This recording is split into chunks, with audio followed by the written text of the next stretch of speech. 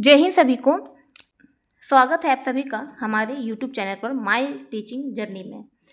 ठीक है, तो आज हम एंसेंट हिस्ट्री की तीसरी क्लास लेकर आए हैं। पिछले 2 लेक्चर में हमने प्रागैतिहासिक काल और सिंधु घाटी सभ्यता को विस्तार से समझा था। अगर आपने ये दोनों क्लास नहीं देखी है तो पहले उन्हें ज़रूर देख लें, क्योंकि आज का टॉपिक उन्हीं से जुड़ा हुआ है। और आज हम पढ़ेंगे वैदिक सभ्यता। यह भारतीय इतिहास का एक अत्यंत और वेरी वेरी इंपॉर्टेंट अध्याय है, जिसमें अगर अब एग्ज़ाम की बात करेंगे, किसी एग्ज़ाम में पूछा जाएगा तो देखिए, आप एसएससी का एग्ज़ाम दीजिए या फिर दिल्ली पुलिस का एग्ज़ाम दीजिए, यूपी पुलिस का एग्ज़ाम दे दीजिए, बीपीएससी का दीजिए, बिहार शिक्षक भर्ती का दीजिए, रेलवे का, कोई भी वनडे एग्ज़ाम दे रहे हैं आप, तो उसमें ये बहुत ही मोस्ट इंपॉर्टेंट टॉपिक है। बहुत लोगों का यही सवाल होता है कि ये किस एग्ज़ाम में आ सकता है, किस एग्ज़ाम में पूछेगा, तो हम आपका ये आंसर दे चुके हैं, क्योंकि ये हर एग्ज़ाम में पूछा जाता है। और बीच बीच में जो महत्वपूर्ण बातें बताएंगे उन्हें अपने कॉपी में नोट भी करते रहिएगा। अगर नोट नहीं कर पाएंगे तो हम ये पीडीएफ कम्युनिटी पोस्ट पर दे देंगे, ठीक है। और एक छोटा सा सवाल, क्या आपने कभी सोचा है कि वेदों की रचना किसने की? आर्य कहाँ से आए? आर्य कौन थे? वे भारत कब आए? 4 वर्ण व्यवस्था की शुरुआत कब हुई? गुरुकुल शिक्षा कैसी थी? इन सभी सवालों के जवाब आज क्लास में मिलने वाले हैं। तो चलिए बिना समय बर्बाद किए शुरू करते हैं एंसेंट हिस्ट्री की तीसरी क्लास, वैदिक सभ्यता। सबसे पहले जानते हैं कि वैदिक सभ्यता का क्या है, मतलब वैदिक सभ्यता क्या है, इसका नाम वैदिक क्यों पड़ा। तो देखिए, अभी हम आप लोग को शॉर्ट नोट्स का भी रिवीजन करा रहे हैं, पहले आप समझने का प्रयास करिए, ठीक है। इसको भी हम आपको रिवीजन कराएंगे। पहले आपको ये तो बताएं कि वैदिक काल, वैदिक सभ्यता होता क्या है, पहले वो सुनिए अच्छे से। कि सबसे पहले अगर वैदिक काल की बात करेंगे तो वैदिक सभ्यता भारत के इतिहास का वह काल है जिसकी जानकारी हमें मुख्य रूप से वेदों से मिलती है। वैदिक सभ्यता की जानकारी हमें कहाँ से मिलती है? वेदों से मिलती है, ठीक है। अगर आप वेद की बात करेंगे तो देखिए 4 वेद है, ऋग्वेद, सामवेद, यजुर्वेद, अथर्ववेद, ठीक है। तो आप देखेंगे ब्राह्मण ग्रंथ है, आर्णक है, उपनिषद है, वेदांग है, ये सबको भी हम लोग अभी पढ़ेंगे आगे, ठीक है। तो यहाँ से हमें क्या मिलती है? वैदिक सभ्यता की जानकारी मिलती है। वैदिक सभ्यता का काल विभाजन का बात करेंगे तो ऋग वैदिक काल है 1500 ईसा पूर्व से लेकर 1000 ईसा पूर्व है। उत्तर वैदिक काल का बात करेंगे तो 1000 ईसा पूर्व से लेकर 600 ईसा पूर्व है, ठीक है। इतना समझ में आ गया आप लोग को। हम आपको वैदिक सभ्यता का इंट्रोडक्शन भी दे दिए, परिचय, और काल विभाजन भी बता दिए, और हम प्रमुख स्रोत भी बता दिए कि वैदिक सभ्यता की जानकारी मिलती कहाँ से है। अगर आपसे बात ये किया जाए कि आप लोगों को समझ में आ गया, अब हम आपको ये बताते हैं, क्या बताते हैं, शॉर्ट नोट से अब हम आपको रिवीजन कराने का प्रयास कर रहे हैं। तो सबसे पहले आप यहाँ देखिए, अरे फिर सुनिए, आपको बहुत अच्छे से समझ में आएगा। आज तक नोट्स बनाते हैं सब कुछ, लेकिन आपको समझाया बहुत कम जाता है। हम मेरा एक ही प्रयास रहेगा कि हम अच्छे से आपको एक्सप्लेन कर सकें, और मेरा बात को पहले सुनिए अच्छे से, ठीक है, बहुत अच्छे से समझ में आएगा। और देखिए, अब वैदिक काल हमने आपको बता दिया, तो अब आपके दिमाग में आ गया होगा, अच्छा वैदिक सभ्यता क्या कहते हैं। नहीं तो वैदिक काल, वैदिक सभ्यता नहीं समझ पाते आप।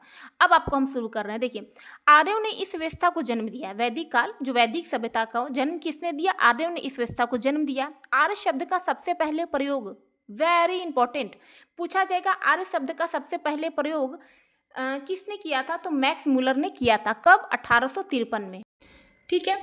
अब आगे देखिए, आगे आपको बता रहे हैं, बस यहाँ ध्यान दीजिए अच्छे से, सब समझ में आएगा।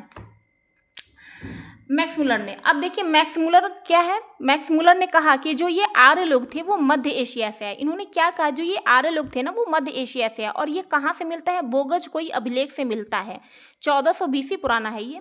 एडवर्ड मेयर क्या है? पामीर का पठार। एडवर्ड मेयर जो थे उन्होंने कहा कि जो आर्य थे ना वो पामीर के पठार से आए थे। पूछ सकता, पता कैसे क्वेश्चन पूछेगा कि ये किसका कथन है, ये किसने कहा था कि आर्य जो है वो पामीर के पठार से आए थे, और 4 ऑप्शन दे देगा। तो एडवर्ड मेयर ने कहा था, ठीक है। दयानंद सरस्वती, ये दयानंद सरस्वती, ये इंपॉर्टेंट है। देखिए, दयानंद सरस्वती ने क्या कहा था, जो आर्य लोग हैं ना वो तिब्बत से आए हैं। गैल्स ने कहा था ये हंगरी डेन्यूब से आए, वेरी इंपॉर्टेंट। बाल गंगाधर तिलक जी ने कहा है कि जो आर्य थे ना वो उत्तरी ध्रुव से आए, ये वेरी इंपॉर्टेंट है। बाल गंगाधर तिलक जी का बुक क्या है? The Arctic home of Aryans है।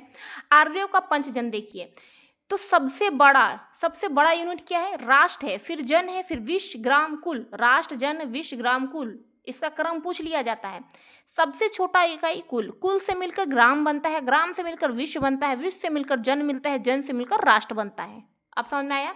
अब देखिए, पूर्व वैदिक काल की विशेषताएं, तो पूर्व वैदिक काल में लोग शाकाहारी भी थे, मांसाहारी भी थे। इसका मतलब है कि पूर्व वैदिक काल के लोग कैसे थे? सर्वाहारी थे। जो अब देखिए ये बहुत इंपॉर्टेंट है, याद रखिए कि खाद्य पदार्थ, खाद्य पदार्थ को ये लोग करब कहते थे। यवांगु किसको कहते थे? जौ का दलिया जो होता था ना, उसको वैदिक सभ्यता में यवांगु कहा जाता है। यव क्या? जौ को ये लोग यव कहते थे। पूछ लिया जाएगा कि वैदिक काल में यव को क्या कहा जाता था, 4 ऑप्शन दे दिया जाएगा। तो जौ। धन्व को क्या कहते थे? मरुस्थल। ठीक है, मरुस्थल को क्या? धन्व कहा जाता था। गाय का, वेरी इंपॉर्टेंट, गाय को क्या? अघन्या कहते थे। न मारने जाने योग्य को क्या कहते हैं हम? अघन्या। पारावत को, समुद्र को क्या कहते थे? पारावत। और वेकनाट को क्या कहते थे? सूदखोर। क्या कहते थे? सूदखोर। ठीक है, ये याद रखिएगा। अब देखिए आगे आते हैं। अब बस आप लोग ध्यान से सुनिए, सब समझ में आएगा। ठीक है, अब देखिए ये जो उर्वरा कृषि भूमि को ये लोग क्या कहते थे? उर्वरा कहा करते थे। क्या कहा करते थे? उर्वरा। अब देखिए पवित्र पेय को क्या कहते थे? सूरा या सोमरस क्या करते थे? नाई को वत्ता कहते थे। जूत, ऊन और निग्रयम्र को वस्त्र कहा करते थे। वस्त्र को क्या कहते थे? सूत, ऊन। ठीक है, अब देखिए संस्कृत, वेरी इंपॉर्टेंट, वैदिक सभ्यता की भाषा कैसा था? तो संस्कृत था। देखिए अब बंजर भूमि को आर्तना कहते थे। कृषि भूमि के बीच की खिल्ले कहा जाता था। हल को लांगल, किसान को किनास कहते थे। नहर को कच्चा कहा करते थे। ठीक है, अब ऋग्वैदिक कालीन की नदियों के नाम, वेरी इंपॉर्टेंट, जैसे सिंधु घाटी सभ्यता का बताए थे कौन सा चीज कहाँ स्थल है, किसने खोजा, किस ईस्वी में खोजा। ठीक है, ये जैसे वो इंपॉर्टेंट था ना, वैसे ही अब वैदिक कालीन नदियां हो जाता है इंपॉर्टेंट। देखिए काबुल को क्या कहते थे? पुराना नाम है कुंभा। सिंध को सिंध हिरन या हिरण्य कहते हैं, पुराना नाम है। झेलम नदी का पुराना नाम बितस्ता है। स्वास नदी का पुराना नाम सुवस्तु है। चिनाब नदी का पुराना नाम अस्कनी है। गंडक नदी का पुराना नाम सदानीरा है। और घग्गर नदी का पुराना नाम द्वेषदती है। सबसे पवित्र, द्वेषदती मतलब सरस्वती, अब विलुप्त हो चुकी है वर्तमान समय में। सबसे पवित्र है, सबसे अच्छी नदी या फिर माँ, सबसे अच्छी नदी, और इनको माँ कहा जाता था सरस्वती नदी को। ठीक है, जो द्वेषदती। रावी नदी को परुष्पणी पुराना नाम है इसका। गोमती नदी का पुराना नाम गोमल है। व्यास नदी का पुराना नाम विपाशा है। सतलज नदी का पुराना नाम सतुद्री है। और कुर्रम का क्या है? हाँ, क्रीमू है। ये समझ में आ गया आप लोगों को। अब देखिए ऋग्वैदिक कालीन समाज की विशेषता बताते हैं हम आपको। ऋग्वैदिक कालीन समाज की विशेषता देखिए, समाज क्या था? पितृसत्तात्मक। और सिंधु घाटी सभ्यता में समाज कैसा था? आप लोग कमेंट में बताइएगा। भाषा क्या थी? संस्कृत थी, अभी बताए थे। प्रमुख देवता देखिए तो इंद्र, उत्तर वैदिक काल प्रजापति होते थे। तो प्रमुख देवता क्या थी? इंद्र। पूर्व वैदिक काल में इंद्र हुआ करते थे प्रमुख देवता। भक्षी, शाकाहारी प्लस मांसाहारी। ठीक है, भक्षी क्या? शाकाहारी और मांसाहारी दोनों हुआ करते थे, बताए थे। बाल विवाह, पर्दा प्रथा, विधवा विवाह, सती प्रथा प्रचलित नहीं थी। जाति प्रथा भी नहीं थी। और आज के ज़माने में देखिए क्या क्या प्रथा शुरू है, बताइए। वर्तमान समय से अगर आप वैदिक सभ्यता को रिलेट करेंगे ना, तो आज के युग से कई गुना अच्छा वैदिक सभ्यता था। देख सकते हैं आप लोग, वहाँ पे जाति प्रथा नहीं थी। ठीक है, छुआछूत ये सब कुछ नहीं माना जाता था। ठीक है, वहाँ पे स्त्रियों पे पढ़ाई के लिए रोक भी नहीं लगाया जाता था उतने साल पहले। अब सोचिए कितने लोग पढ़े लिखे होंगे, इसीलिए तो इन लोगों को आर्य का मतलब ही श्रेष्ठ हुआ।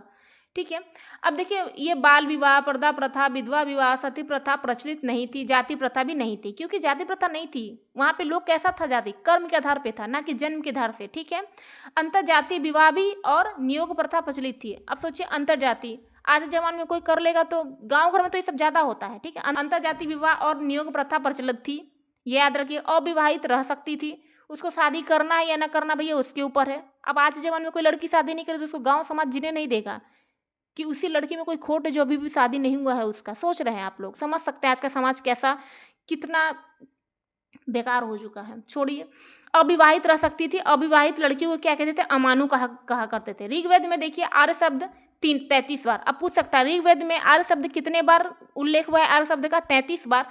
इंद्र का बताइए 250 बार मंत्रों का प्रयोग किया है। ठीक है, अग्नि का 200 बार, विष्णु का 100 बार, शिव का 3 बार, सिंधु नदी का 55 बार, यमुना का 3 बार, गंगा का 1 बार, सरस्वती नदी का सबसे पवित्र 50 बार इनका उल्लेख किया गया है। वैदिक साहित्य देखिए तो उपनिषद और वेदांत, अभी हम आपको बताए थे। उपनिषद बोलिए या वेदांत बोलिए। उपनिषद निकट बैठकर ज्ञान प्राप्त करना। उपनिषद मतलब का अर्थ क्या होता है? निकट बैठकर ज्ञान प्राप्त करने वाले को क्या कहते थे हम? उपनिषद कहते थे। जैसे गुरुकुल में शिक्षा दी जाती थी तो वो वहाँ पे लोग क्या करते थे? शिक्षा ग्रहण करते थे, वो क्या करते थे? निकट बैठकर ज्ञान प्राप्त करते थे। संख्या देखिए उपनिषद का क्या है, 108 है, जिसमें से 4 में सिर्फ गद्य है।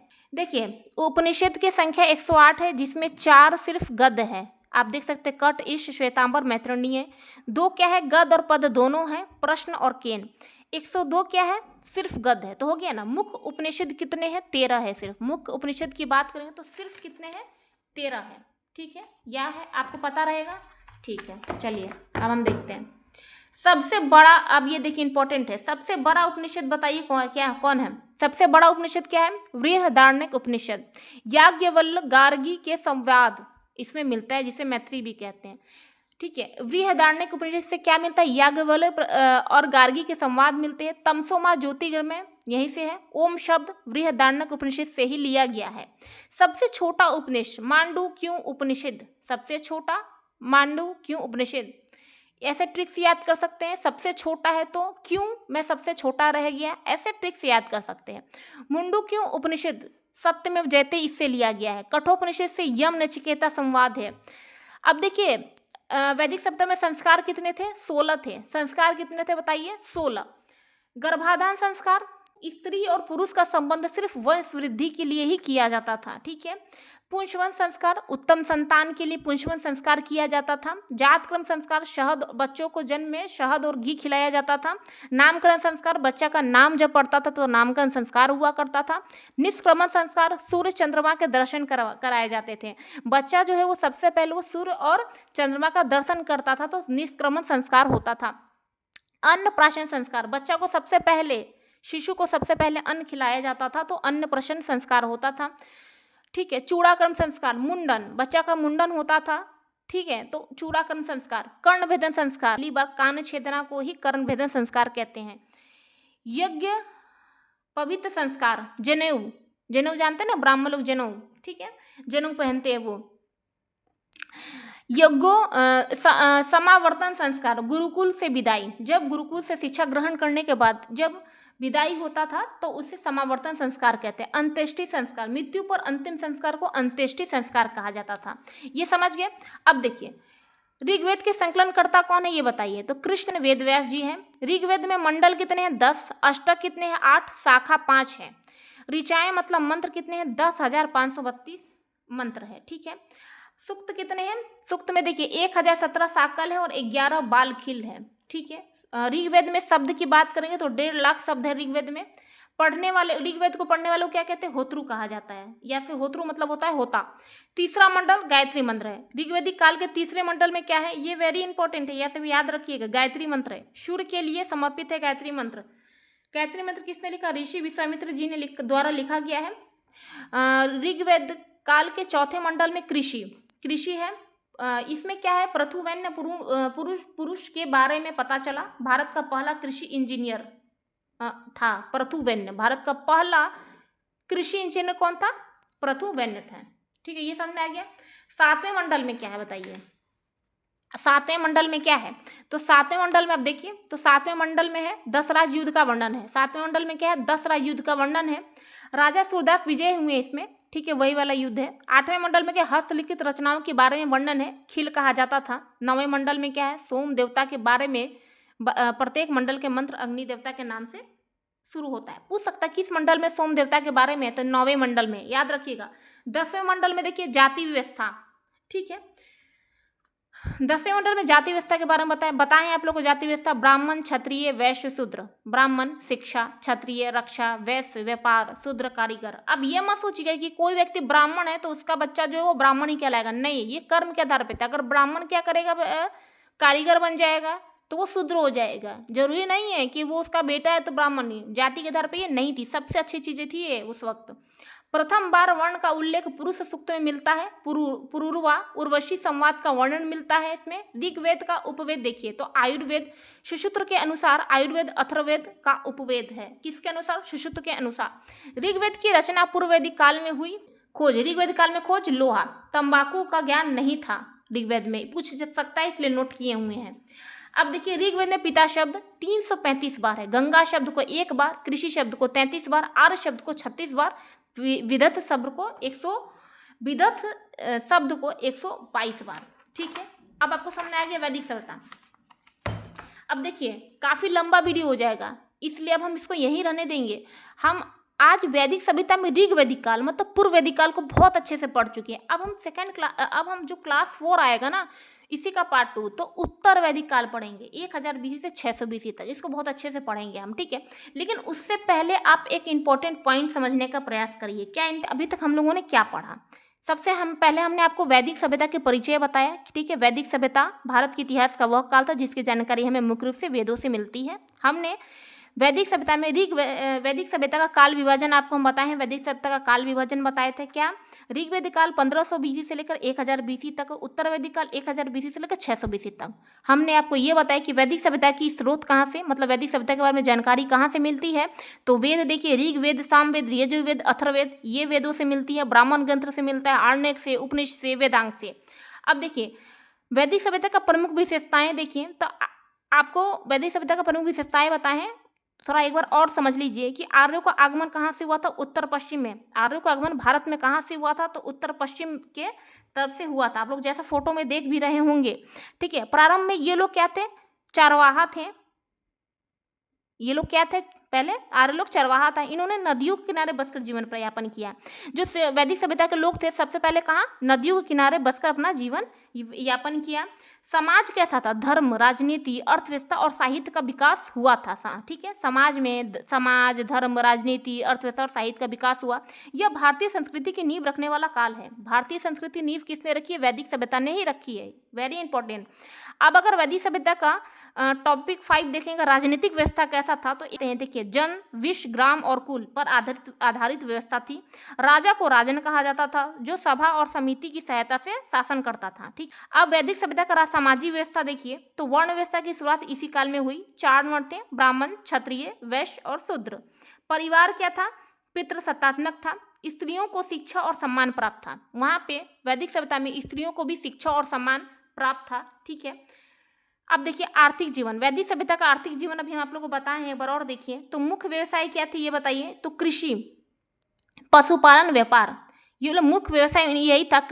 वो लोग कृषि थे, पशुपालन और व्यापार किया करते थे। गाय को संपत्ति का मुख्य साधन माना जाता है उस वक्त। सोच लीजिए, जो गेहूं जैसी फसलें उगाई जाती थी कृषि में, वस्तु विनिमय प्रचलित था। अब वस्तु विनिमय क्या है पता है ना आप लोगों को? वस्तु विनिमय वही होता है, मान लीजिए 2 व्यक्ति, किसी के पास सिर्फ दाल है, चावल नहीं है, एक कोई दूसरा व्यक्ति जिसके पास चावल है, दाल नहीं है, तो वो जिसके पास ज़्यादा चावल है ना, वो चावल देकर वो दाल खरीद सकता है। जिसके पास दाल है, ज़्यादा चावल नहीं है, तो वो दाल देकर चावल खरीद सकता है, ठीक है। तो वस्तु विनिमय यही होता है, एग्जाम्पल से समझा दिए। अब देखिए वैदिक सभ्यता का धार्मिक जीवन, तो प्रकृति की शक्तियों की पूजा की जाती थी, जैसे इंद्र, अग्नि, वरुण, मित्र, सोम आदि, ठीक है। यज्ञ और मंत्रों का बहुत महत्व था। वैदिक सभ्यता में अगर आप देखेंगे तो यज्ञ और मंत्रों का बहुत ही ज़्यादा महत्वपूर्ण था वो, ठीक है, महत्व था। बाद में अगर आप देखेंगे तो बाद में एकेश्वरवाद की ओर अग्रसर हुए। वैदिक सभ्यता के लोग बाद में एकेश्वरवाद की ओर अग्रसर हो जाते हैं।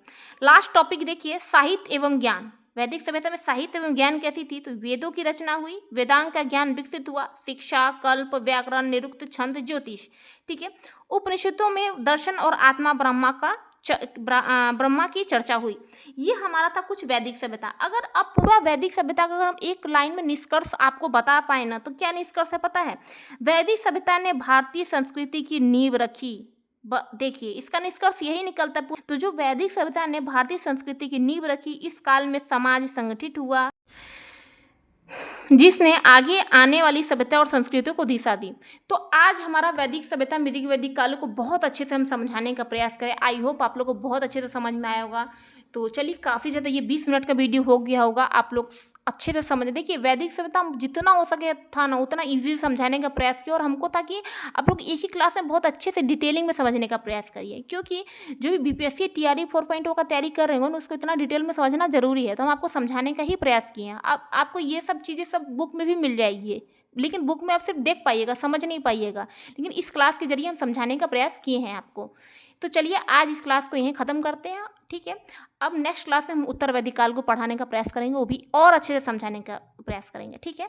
तो ऐसे ही खुश रहिए और अपने तैयारी को बेहतर बनाइए, और कल कभी नहीं आता है, डेली पढ़ा करिए, ठीक है। तो जय हिंद, जय भारत, मिलते हैं नेक्स्ट क्लास में।